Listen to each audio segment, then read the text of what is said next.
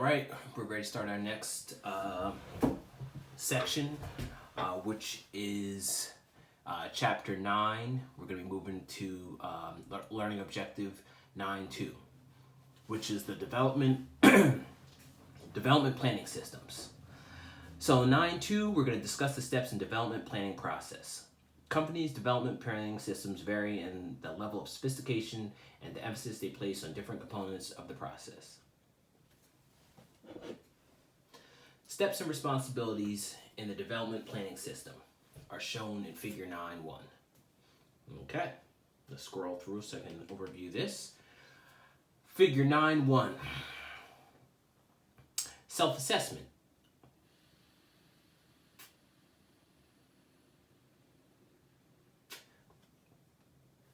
Oh, if you hear the drawing, just let my viewers know, I do vape. This is my evening hours, so I like to enjoy a little taste and enjoy my vape or cigar after a day's work. Some people don't like it, but just letting you know, so if you hear it in the background, you know what's going on. All right, so self-assessment. Employee responsibility identifies opportunities and needs to improve. The company responsibility provides assessment information to identity strengths, weaknesses, interests, and values. The next section is reality check. Identify what needs are realistic to develop. That's the employee responsibility. Company responsibility is to communicate performance evaluation where employee fits in long-range plans of the company and changes in industry, profession, and workplace. The next section is goal setting.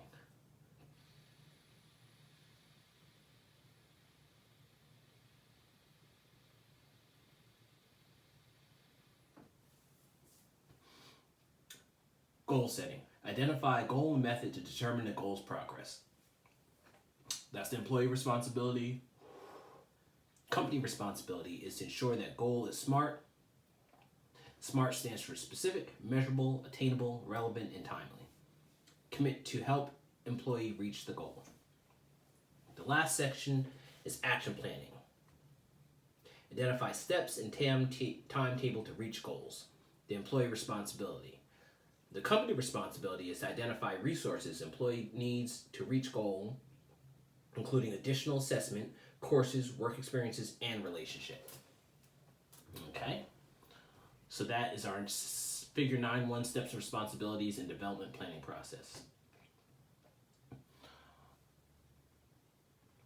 All right, we'll move on to the next section, which is Learning Objective 9.3, titled Self-Assessment. 9.3, we're going to explain the employees and company's responsibilities in planning development. Self-assessment refers to the use of information by employees to determine their career interests, values, aptitudes, and behavioral tendencies. It often involves psychological tests such as the Myers-Briggs type indicator, described later in the chapter. This is actually also a test I became familiar with in my educational psych course. So you will see the Myers-Briggs type indicator test in across academia. All right. The strong interest inventory. Bless you. Thank you. Love you.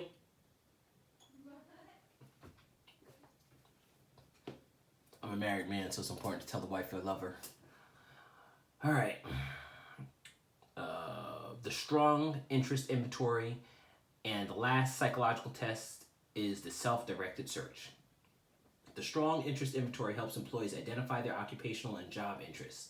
The self-directed search identifies employees' preferences for working in different types of environments, like sales, counseling, landscaping, and so on. Tests may also help employees identify the relative values they place on work and leisure activities. Keep in mind that any person, e.g. a trainer or consultant, using and interpreting psychological tests or other types of assessments should be qualified and trained to do so. Throughout the assessment, a development need can be identified. This need can result from gaps between current skill and/or interests and the type of work or position employee wants. CarMax, the automotive retailer, makes available to its associates a career conversion guide that helps them take ownership of their own development by assessing the competencies and behaviors they need to be successful in an entry-level management position.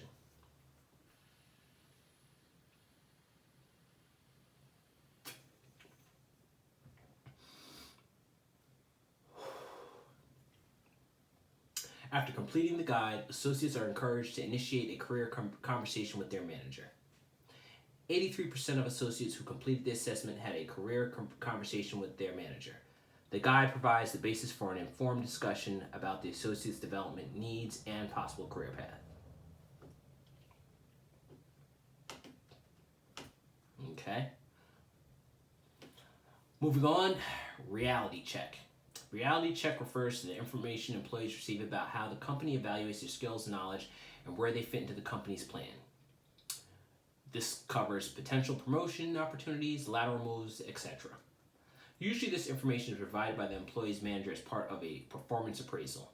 Some companies also use the 360-degree feedback assessment, which involves employees completing a self-evaluation of their behaviors or competencies, while managers, peers, direct reports, and even customers provide smaller evaluations. 360-degree feedback is discussed later in the chapter. It is not uncommon in well-developed systems for the manager to hold separate performance appraisals and development discussions.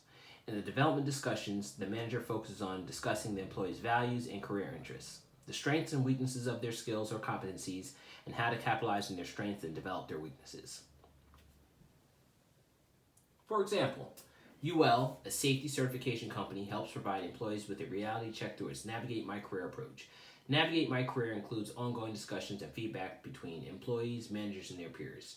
Each month, UL's learning and development team releases new training modules and resources to help managers and their employees gain the skills they need to have successful discussions. For example, some of the monthly offerings have included a coaching program for managers and conversation guides to help managers and employees have effective development discussions.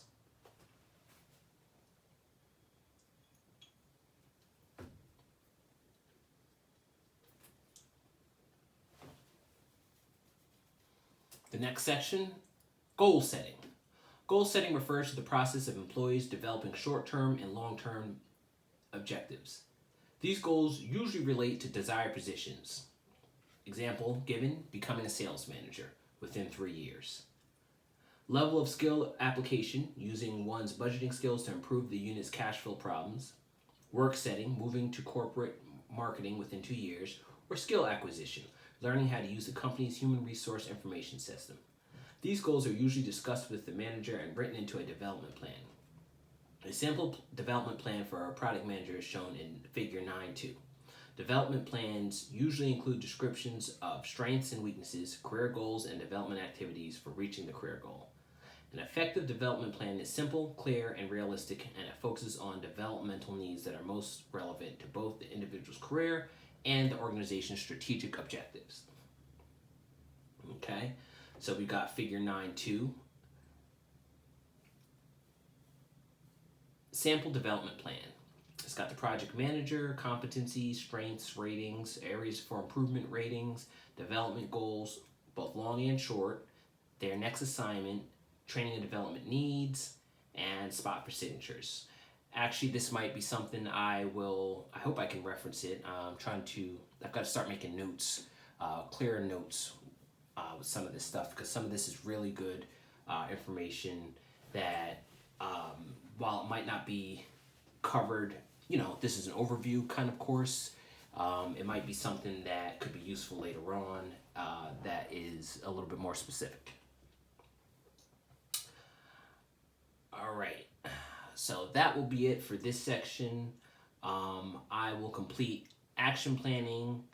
I will give some examples of development planning and career management systems. And after that, we will start section 9.3. All right. See you next video.